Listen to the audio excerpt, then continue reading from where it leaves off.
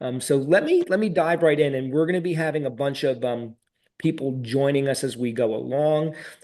Just so you all know, we're going to have a really nice mix of people today. We have a mix of some graduates, we have some mix of current clients, and some mix of people that are just interested in EOS that we're talking to. So a really good mix as we dive into the scorecard.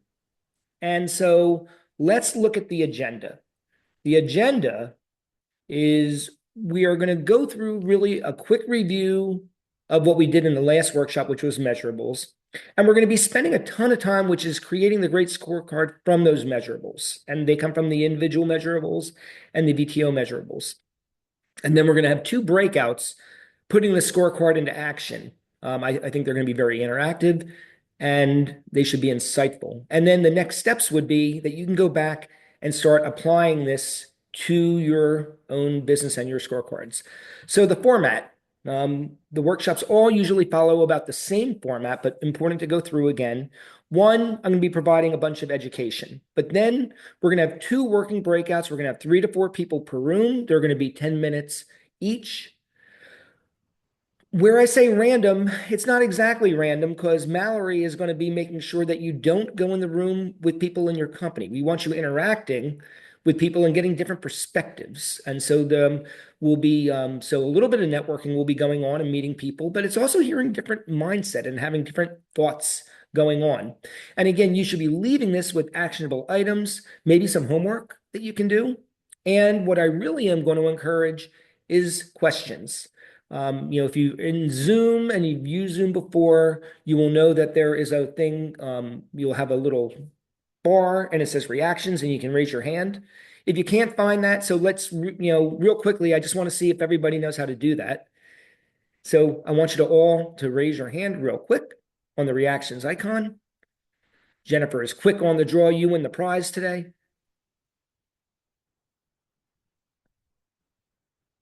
And Karina, if you're not sure, we will, there you, she's not sure. So we will, don't worry about it. Don't lose your mind.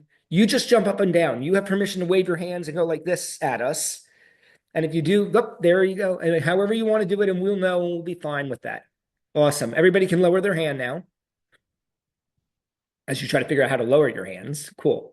Okay. And then a couple of shout outs. I always like to start with shout outs. And I don't take sponsorships for these things, but I do shout out people or companies that I think are important. One is 90IO. Some of you use 90, some of you don't, but 90IO is a back end way of keeping track of things on an EOS run company. And why I put them here is because they make creating a great scorecard really, really, really nice. So a huge resource. Time Lance. This is an accounting firm. They are the ones that I like to They're my partner with my companies. And so accounting and CPAs are critical, right? Because they're helping you assimilate your data and put it together correctly and make sure that you're looking at things correctly. And then the final shout out is to the data book. The data book written by Mark O'Donnell, Angela Calmus, and Mark Stanley, all friends of mine. This is a great book to read and a great book to get your hands on. So this is from the EOS Mastery Series and just a great supplement for today. So now let's dive right in. And we're going to be dealing today again, which is, we were dealing with the data component, and there's a difference between what we call measurables versus the scorecard. And so when we deal with that, there's two parts of the components that when the EOS model, we have the people component and the data component, and they're both affected when we're dealing with the scorecard, right? Because if we're measuring success and we're measuring activity, we're going to be assigning people. And this helps us decide whether we have the right seats. And it also helps us define whether we are gathering the correct objective data source through measurables and scorecards. So we're going to be hitting both of these components as we dive through today. So again, you're going to hear this over and over again. I'm going to be reinforcing the concept repeatedly as we go along today, which is the difference between scorecard and measurable. And we're going to give a number of examples. So first of all, a measurable equals the outcome. It's what we achieve. And again, if you want to think of it a different way, outcomes tell you what happened. The scorecard, conversely, is about activities. It's what we do. And so activities tell you what is going to happen. Another way I like to say it is we can control activities. We don't control outcomes. Activities control the outcomes. And so it's a mindset. And what I find so often with my, companies that either come on board with EOS or even companies that I'm working with is that when I go look at the scorecard, it's littered with outcomes. It's not littered with activities because it's easier to pick the outcomes. Those are the KPIs. We see that all the time. Finding the activities that yield the outcomes, a little bit more challenging. And so we sometimes get alligator arms with that, and we don't do that really well. We're going to be going over this over and over again today. So here's the approach that what I really want you to take. The first thing is think about the outcome for each seat. This is what we did in the last workshop. It could be revenue, gross margin, it could be EBITDA, profit, it could be client retention, it could be a bunch. And we're going to be giving more examples of this as we go along. And then what I want you to ask yourself, what activities guarantee this outcome? What weekly, and it's weekly activities. What are people doing over and over again, week after week, to get to that outcome? And then I want you to put activities onto the scorecard. Now, then the next trick is well, let's give an example. So let's just say you have a head of sales like Chris Horn. And let's say Chris is responsible, it says $500,000 in monthly revenue. Gosh, I know, Chris, you're responsible for millions. Okay, but that's not the number that belongs on the scorecard. Instead, I'm going to ask, so everybody knows, Chris is with South Mountain Creamery. They make amazing ice cream and all kinds of other really cool products. And his job is to get those products into retail stores like Wegmans and places like that. Right, Chris? Is that a fair statement? That is a fair statement, Phil. Okay, That is now, correct. so we could ask ourselves, how many new qualified leads should Chris get every week? Or how many discovery calls is he supposed to do every week? Or how many proposals did he send out? An outcome might be more like what is his close ratio or what's his average deal size. So some of those are activities, some of those are, but he can control a little bit the average deal size, probably by which products he offers and what he's talking about. These are activities. So if he wants 500,000, what does he have to do? What does he have to do? And I'm sure there's a bunch of other things that Chris does that we haven't discovered yet. And so what we have to then ask ourselves is on the ones we just saw, those weekly activities could predict revenue maybe 30 to 90 days out because everybody's sales cycle is different. Now, if I'm looking at, maybe what Josh is doing in operations from a painting perspective, there are going to be different kinds of activities that drive Josh's activities. Just think of revenue as the measurable, and the activities are the plays. And those plays, the things that we do, they go onto the scorecard. Now, we need to consider timeliness in this also. So I'm going to push a bit deeper. So when one of the leadership outcomes goes red, so if you have outcomes, your measurables, that the things that are on either your VTO or individual measurables that you own in your seat, how early do you see it? Do you see it the same week? Do you see it 30 days later? Do you see it 90 days later? What I like to say is if it's not early enough to prevent the miss, then you don't have the right activity measurables. When it goes off track, the outcomes shouldn't be off track yet. The outcomes follow. So if you go off track on the activity and immediately your outcome goes off track, it's probably not soon enough. And so we have to be really thinking about the timeliness of what we're doing here. So a real quick review. Remember that your measurables are outcome based. And we have two types of measurables within EOS. We have our company measurables. They're on the BTO, the 3-year picture, the 1-year plan, our rocks, which is our 90-day world. And we have individual measurables. Each of you are in a seat. Each of you should have individual measurables that tie back to your responsibilities. They should tell you whether you're winning or losing. And again, the way we did this, we went to the accountability chart, we listed out the roles. We then gave an example of a hockey player.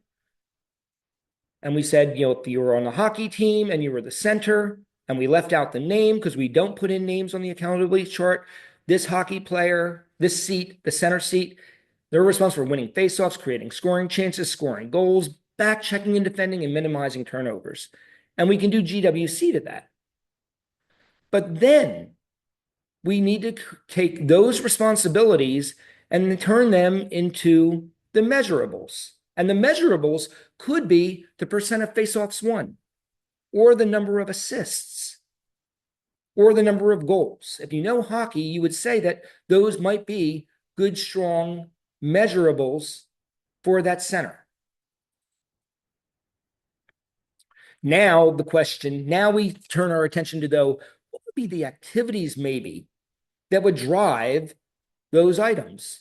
And so these are just examples, and I am not by any stretch, a hockey coach or a hockey expert, although I like hockey. I know Mallory likes hockey. She's a Lightning fan, so she can grade whether I did this correctly or not. But perhaps it's a number of minutes watching film every week, or perhaps it's a number of minutes on ice practicing, or perhaps it's a number of minutes doing weight training. Perhaps.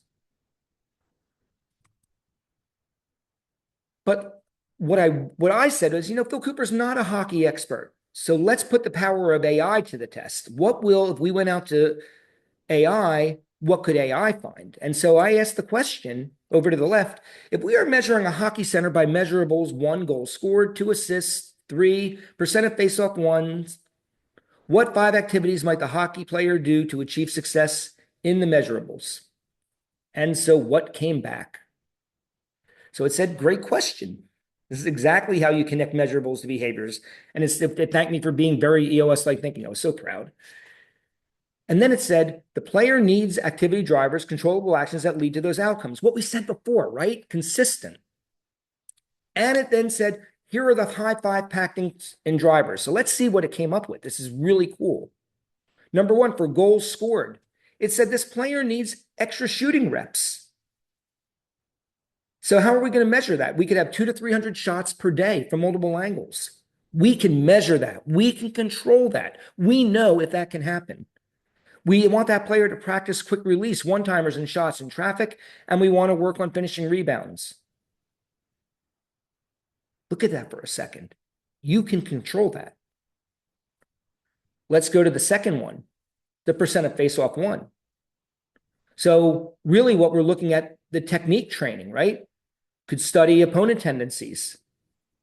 So maybe on the one when I came up with number of minutes of film watched, maybe that would be an activity that I could measure, right?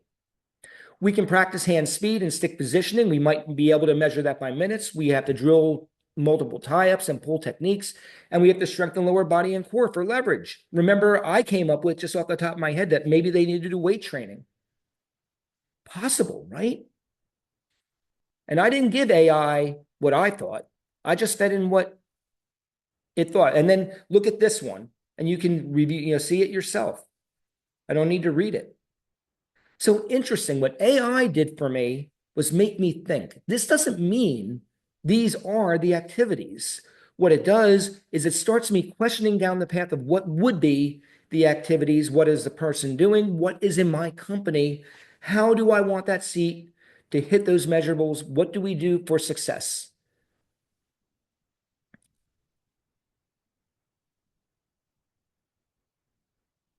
And so we have those 3. Oh, and then I have more like, For number of, there was another one that said, to measure number of assists and number of goals, that we have to do film study and hockey IQ. Review the game film, study elite centers decision making, analyze missed scoring opportunities, learn defensive zone coverage to create transitions. Again, it's what we do. And that's the biggest thing. So if we know all this, how do we get this over to the scorecard? Well, it's not easy, guys. It's not easy at all, but I can promise you can do it. What you need to do after you leave here is you're going to be asking, you might go to the seat owner and ask a bunch of questions. Tell me about your day. What does a great week look like for you? How do you split up your time?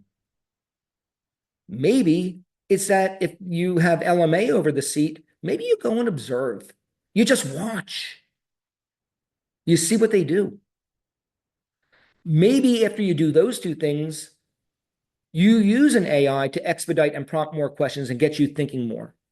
And then finally, it's the ongoing effort. A scorecard never stops becoming great because you're going to watch the scorecard and you're going to look at on track, off track every week. And you're going to be determining if your activities are correct and if the right amount of the activity has been chosen correctly. I'm going to come back to this a little later on.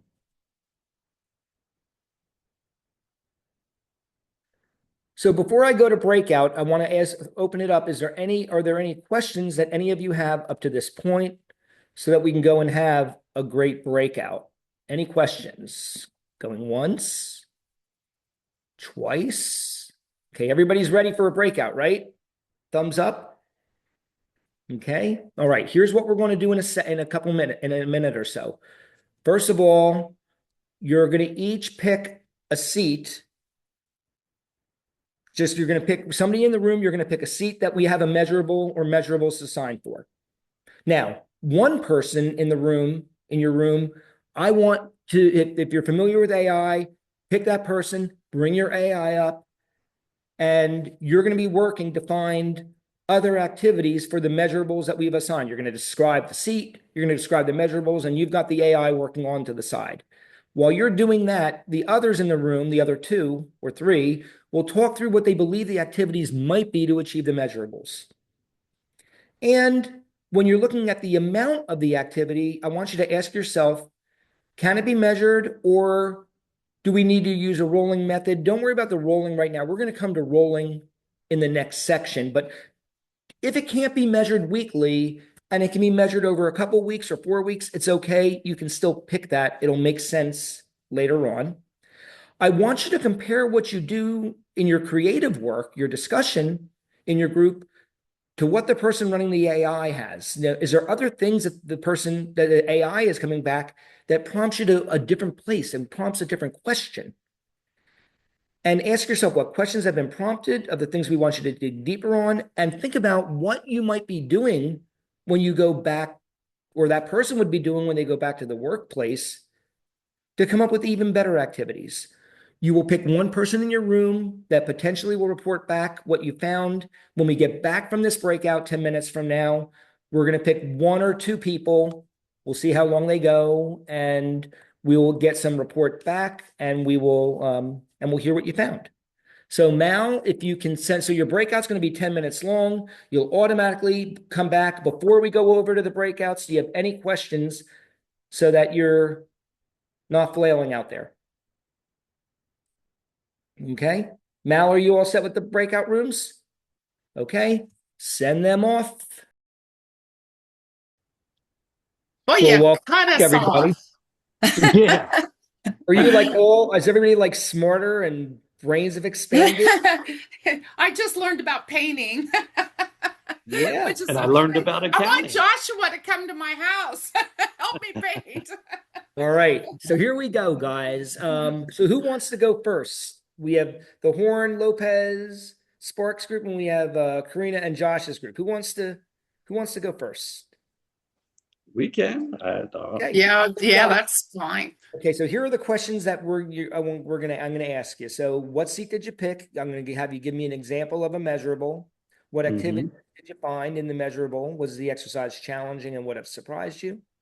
Did the AI provide any other insights or possibilities? And what AI did you use, if you did? And what do you think you might look at closer when, tomorrow? So which seat did you guys pick?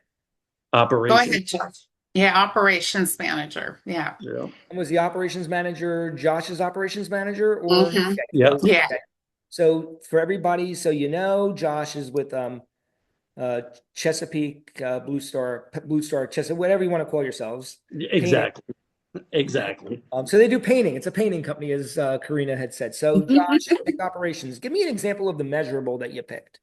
Labor and materials, the Okay. amount of hours spent on the job, and the amount of money spent on materials. Okay. So what activities did you and Karina come across that might lead to that measurable? Overtime was one that we definitely spoke about. The amount of hours spent on the time, and thing that Karina brought to light too is the amount of waste that we are wasting, if you will, on a job. Okay. Anything else that came as you were talking through? Anything else that came up? I was trying to think. No, not really. I mean, Okay. labor, materials, Good. waste, overtime. Okay. Did you find it hard to find the activities or was it easy? Was it challenging? Karina, was it challenging? No, I've kind of already been doing some of that, but so I kind of knew what to put into the AI to help with it. But yeah, yeah, the activities, it was because, well, I will say this, because I asked him the question as, is this individual or is this a company? Because are you measuring what all the workers and all of that is funneling into it, or It's a great are you question, looking right? at it Great as a question. company? Yeah, Right. because he's the manager, but what about all those everybody that's doing the jobs out Sure. there? Sure. So, So let's segue for one just second, quick education. For today's purposes, I want you to focus on the leadership scorecard because that would be the whole company, to your point, Karina. And then if we are going down to the department level, then it would get closer to either the department or the individual. Okay. So let's just say, so which AI did you pick to use, Karina? I did chat GPT. Okay. And when you did that, did it come back with anything that you guys hadn't thought of? Was there anything in there that I said, Joshua, that you didn't think of before? Because we talked No, about no. errors and Yeah, not really. I mean, as Phil, as you may attest to this, scorecard has kind of been our kryptonite for the last year, which reassured me too, because Karina kind of alluded to the same. But so I don't feel so bad. But at the end of the day, we've been trying so many different things, and finally, I think we finally have come to this. So I think we brainstormed so much that it finally led us all to right here. Took us probably way longer than it should have as a company, I mean, not with Karina. But at the end of the day, no, I don't think there was anything that stood out to me that was any more surprising we already have been doing. All right, good. Okay, so then let's go and let's hear the other group. Chris, Jess, and Karen, you came in late. Who wants to take this one for us? Phil, I'll take it. So we picked sales, just because I've been in EOS a little bit longer than Jessica, and Jessica, I believe, used ChatGPT to Google. What was the question? What activities are great for a scorecard for wholesale sales? Well, what yeah. measurable did you use as your anchor? Let's start there. We wanted to use just overall revenue for Okay, wholesale. perfect. Now, when she put it into ChatGPT, I don't know if the wording was exactly the same as I also did it on my end also.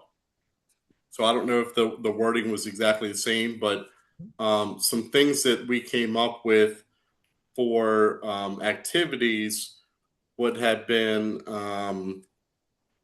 prospect touches, like new prospect touches, first buyer meetings, um, assortment proposals sent, the number of store visits, Mm. Follow-ups completed, and actual new accounts opened up. Okay, now, if you had to pick two of those, what do you think are the most important activities that if you knew if they didn't get done, you're never hitting your revenue number? I would say the prospect touches Okay. and the accounts opened up. Or, and, okay, and if you looked at, and so every week, is it gonna, let me ask you, in the accounts opened up, will that change? Could you be off track one week and somebody say that it's timing? Yes. Yeah, right. Keep that in the back of your mind as we move into out of this breakout, because that's what happens, guys, right? We hear that a lot. We get to issue processing and we have the number is off track and we go to the person and we say, what happened? And they said, just a bad week, or it's going Yeah. to come next week. And it's timing. So we're going to discuss how we deal with that, because we will deal with that. Why did number of store visits not make it to the top of the list? The store visits and prospect touches, I almost consider those the same.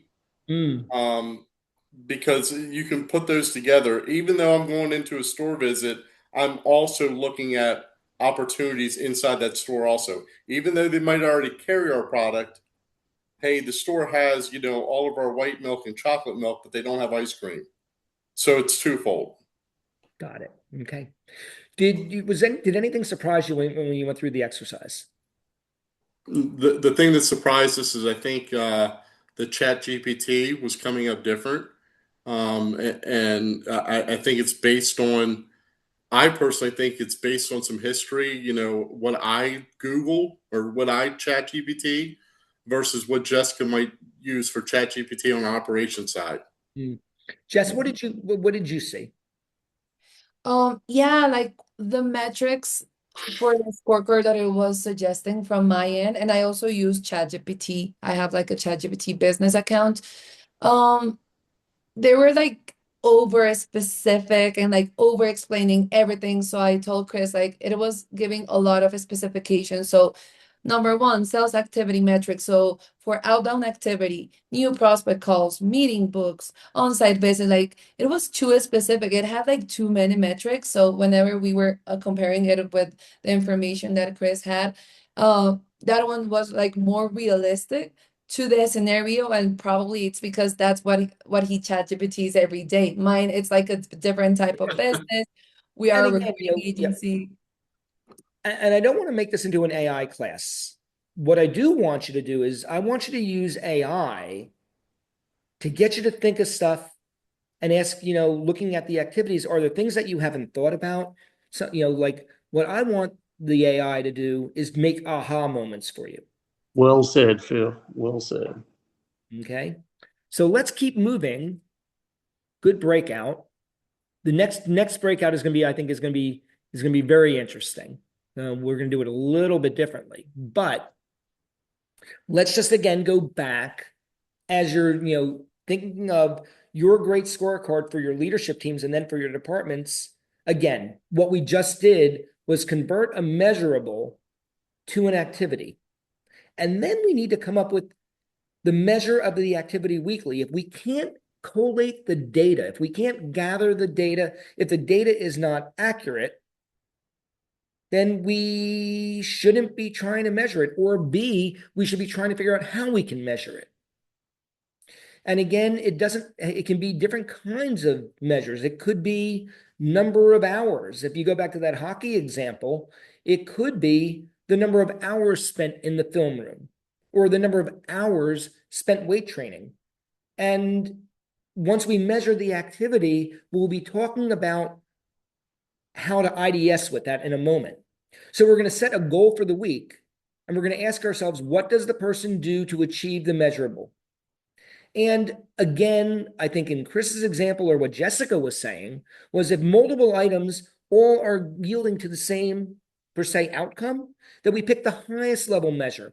That was what Chris just did when he looked at the number of touches, or what Josh did when he looked at the number of overtime hours. How much time are we spending in overtime? And then we have the effective timing, the question I asked Chris, which is, if we're off track, could we say it's just a timing issue? And I'm going to say that if the activity varies week to week, then we're going to introduce a concept called rolling, and we're going to talk about that in more depth. So again, when we look to the left, this is what the EOS scorecard looks like, something that you're all familiar with. But some people on the call, or who are going to watch this, remember, everybody, we're going to, this is going to, for people that have signed up, we're going to be sharing this with them, so they're going to see your beautiful faces. But again, when we look at an EOS scorecard, over to the left is the first column is who is responsible for it. Then we list the measurable, and then we list the goal. And it's a weekly goal. But what we don't want to do is overload the scorecard with dozens of activities. So what is the EOS purity when we come to the scorecard? One, that it's 5 to 15 numbers. When I see a scorecard with more than 15 numbers on the leadership scorecard or any scorecard, that's not the intention of it. It doesn't mean the other numbers aren't important, and it doesn't mean you're not going to measure the other numbers. It doesn't mean you don't look at the other numbers in a different meeting. It means that at your weekly level 10, or when you're doing your level 10 meeting, that these are the most important numbers. These are the majority of the activities that yield your outcomes. That each scorecard number is owned by a person. It doesn't mean they're doing all of it. It means they own it, they know it, and they understand why we're off track or on track. And it's reviewed weekly. And that ideally we're coloring in each week either green or red. And if we're red, we're off track. And if we're red, it immediately triggers IDS. And when we think of the EOS scorecard, it goes 13 weeks. Again, the number 13, as I always teach, it's a magical number. 52 weeks a year divided by 2 is 26. And 26 divided by 2, getting us to that perfect 90-day world, is 13. 13 represents a 90-day world.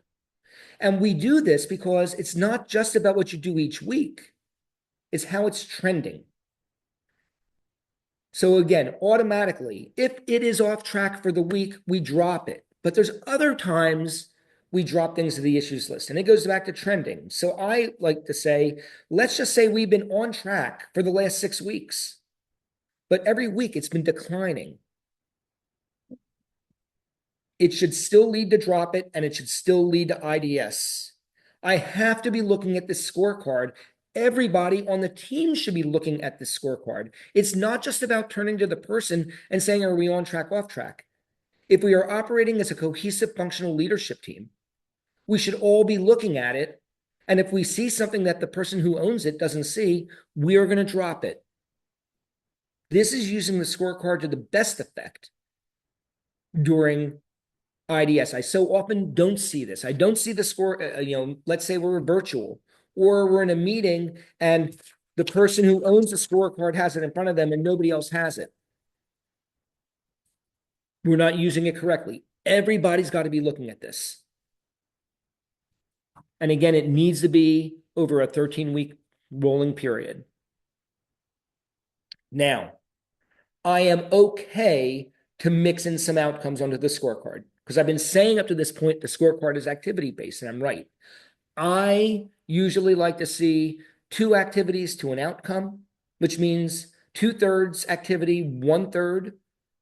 So if you have 15, 5 maybe outcomes, 10 activities. And there's a reason for this if you do it this way. If we know, if you do it this way, when you have those 2 activities, you would expect, if you have 2 on-track activities, you would expect the outcome to be on track. But let's just say the activities are on track and the outcome is off track. The question is why? And the question we can then go to IDS is, do we have an issue with the activity? Like if it's on track, maybe it's the wrong activity. Maybe we're measuring the wrong thing. Or maybe we're measuring the wrong amount. Or perhaps if the activity is on track, but the outcome is off track, maybe we have an execution issue. Conversely, let's just say the activities are off track, but the outcome is still on track. Same question. Is it a math problem? Or did we identify the wrong stuff? This is where having the great scorecard really gets us to understand our business. And then we have the role of timing. And it's not a mistake that I have the word timing crossed off or struck through. It's because so often we're off track on a scorecard item. And again, we go to IDS and the answer is, it's just timing. We did a little less this week. We'll do a little more next week. It's never quite the same. It rolls. Some week it's a little bit more. Some weeks it's a little bit less. Anybody ever feel that when they're IDSing? Do you ever hear that? Like, this is notoriously the most common thing I see. And what I say is, what we need to introduce now is the concept of rolling. It's either doing rolling cumulative or rolling average. So what we do is we pick the time frame that eliminates the timing. So maybe if, let's just say we're supposed to have, I don't know, Chris, how many contact touches do we want per week? I would say about 20. So let's say it's 20. And some weeks it's 15 and some weeks it's 25. Because that can happen, right? It's not always. Oh, absolutely. Okay. Over how many weeks would you say it takes to smooth that out? That you knew that if you had, is it 2 weeks? Is it 3 weeks? 4 weeks? I would say it's probably about 4 weeks overall. So Yeah. Chris could do either one of two things. He could say, I want a 4-week rolling average of 20, or he could say, I want a cumulative of 4 weeks is 20 times 4 is 80. I don't care which you do. It could be, backward looking for the last 4 weeks. I want 80 touches over a 4-week period, or I want an average of 20 over the last 4 weeks. Now, if he can shorten it down to 3 weeks, that's a lot better, because the longer out you go, the more it starts to become a lagging indicator than a leading indicator. So I'm always trying to tighten up the time frame as much as I can. And that's why I say a 2-week cum is better than a 4-week. But I want it so that I have trends, and that when I'm off track, I'm really off track. There is a problem. Any questions up to this point? Well, I guess, Phil, because of us and our seasonality, I mean, it's a BS excuse. I know that, because there's still the numbers that you can pay attention to, but because we take such a severe dive in the wintertime, Yeah. it still affects everything as a whole, no matter how good if the volume's not there, then. So I am going to say very, very important point. Great one, Josh, which I don't have a slide, which is how often do we adjust the scorecard goal, right? Let's go backwards for a second. We have the goal right here. I'm okay. As soon as the seasonality changes, I want to change things. Let's just say, for argument's sake, we're measuring the amount of hours spent producing eggnog. Makes sense. Yeah. Then we're going to adjust the goal for the amount of hours of eggnog, because people don't buy eggnog in May, generally speaking. They buy it at Christmas time. Or maybe the amount of, maybe the amount of hours spent refurbishing cabinets is different at one time of the year. Whatever it, or, certainly we're not painting exteriors when when it's below 32 degrees. Mm-hmm. So maybe, as we move into season, we're measuring the number of hours spent painting exteriors, and that gets added to the scorecard. And we put the goal in there. So you can adjust the scorecard. The question is, what is yielding your outcomes? You don't want to be changing it every month. But as soon as the goal needs to change, or if the scorecard item is not applicable because of the seasonality, I am totally fine with you changing the scorecard item. Is that helpful? Yes, sir. Okay. So then a tip that I always have, and I always like to, some of you are using 90, and for those of you that do, my fill tip is that in the scorecard item, I put an S. So if you notice in here where the title is, there's an S and then the item name and then the goal.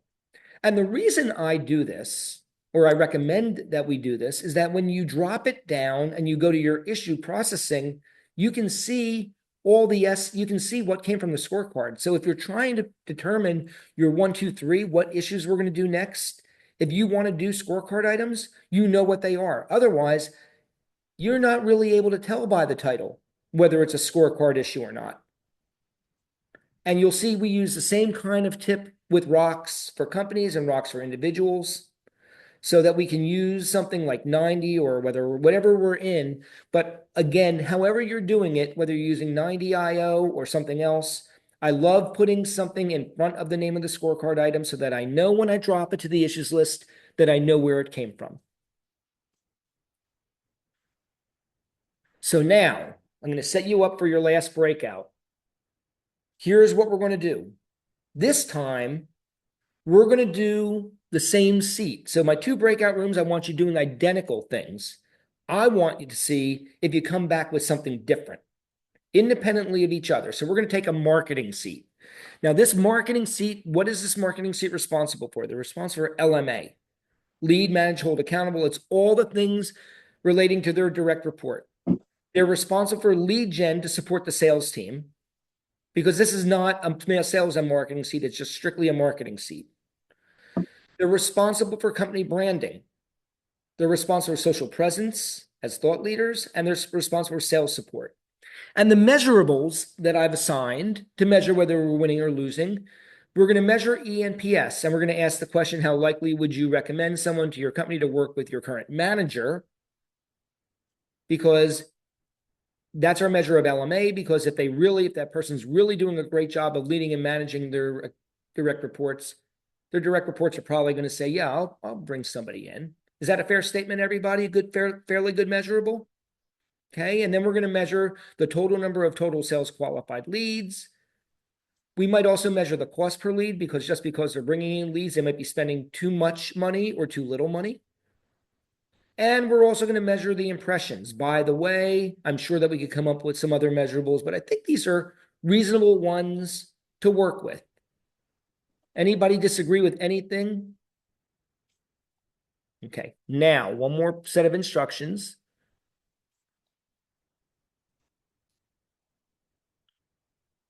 This would be maybe how we're so this came from our last class. So we said, how might we gather the information? Just letting you remember. And so now, here's what I'm going to do. In a moment, we're going to break out. I'm going to bring back up. Well, we have them right here. You're going to all be looking at these measurables to the right, the ones we just said. And what you're going to ask yourself is just pick one of them. And then ask yourself, what is the best activity that measures what will yield the outcome? I want you to think about if you were doing that in your company, because you all have a marketing seat. Would the concept of rolling have to come in? Could the measure that you are picking, will it be consistent week to week with the amount, or could the amount vary? And if it did vary, how much time needs to pass to blend it out? And by the way, if it's more than 3 or 4 weeks, it's probably not the right measure. It should be 4 weeks or less. Otherwise, it's too long of a period of time. Then, again, I want one person to see if they can find some suggestions in AI to prompt our minds. What other activities might there be? Talk it through, compare the creative work, the talking work with what AI did. And then if you get through one measurable, pick another one and repeat. So we're going to have 10 minutes and you're going to pick somebody to report back. And Mal, before we go, any questions? Does everybody understand the exercise? Okay. We're going to do this one and then we're going to bring it home and we're going to see what we come up with and we're going to get you on with your days and make you into great scorecard creators. Okay. Mal, send them off. Okay. So who went I think Karina and Josh went first the last time. So Jessica and Chris and Karen, tell us what did you find? What measurable did you pick? So we picked sales for qualified leads. Okay. So what activities did you identify before you used AI and you were talking? What activities did you just come up with? We talked a lot about this, but we came up with two because there was a lot of things in our head. So first one was number of outbound emails sent in a week. And the second one was a percentage of engagement rate. So we discussed a lot if this was a number of engagements or responses that we got back from the campaign, or if it was just that rate, that conversion rate. So we decided to keep up the percentage. Okay. When you went into AI, Chris, did it come back with anything different? Did it come up with any other suggestions? Jessica logged into AI, and I think we were discussing that the AI question was too broad. I don't recall the exact way she put it into AI. Mm. Yes, seeing like a trend in my chat GPT, and it seems like I like a lot of detailed things. So normally it gives me like a bunch of details. So it confuses me because I couldn't read everything, but I put it again like more specific and more general. And it was suggesting sales acceptance rate, self-accepted leads divided in total marketing leads. So more detail oriented to if people are actually accepting like that first conversation to I'm going to talk. stop you for 1 sec. So something, and again, when you're doing this, guys, and if you're using AI, force the AI. Remember, the AI is a tool. It's only going to give you back what you ask for. You are asking for activity. So you've got to tell it that you're not looking for outcome. You're looking for activity because what it indicates to me is we're not asking the right questions. And Mallory and I were talking at break that we may do a separate session, a special session just on AI and the right kind of prompts to ask. Please, So, please, so, so please. Phil, when she said we were talking a lot, that's exactly where we were before. We're like, oh, bye, we're headed back to the main room because AI is great, but it's what you ask is so that's the critical piece to harnessing the power is making sure that you're looking for the right things and you put the prompts that you need to get to that end result because it can share incorrect information if you're not specific. Or so the breakout, we just needed more time. We just needed more time. But Agreed. as you do this and as you go back and do your homework, what I want you to do when you're doing prompts surrounding scorecard is just keep saying, this sounds more, you can say back to the AI, this sounds like an outcome. I'm trying to look for what the person actually does to get to this outcome. In the world of marketing, how would we get to what kind of activities? What would be the highest level activities that would lead to engagement? What would be the highest level of activities that would give us the right amount of leads? Because what do we do when we go back to a marketing person? What do they tell us generally? I do stuff. I do lots of different things every week. Oh, and by the way, I can't control that. Well, they can. If they do the right things every week and they do them really well, it will yield the outcome.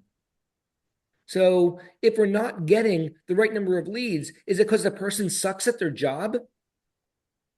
I mean, you can do all the right stuff. Chris, have you ever met a salesperson who does all the calls but doesn't come away with anything? No. No, you've never met anybody like that. So you've got to do both, right? To get to the outcome, Yeah. you have to do the stuff and then you got to go kick ass in it and do it well. Yep. Yep. But you can't kick ass if you don't do it. First, you have Amen. to do it.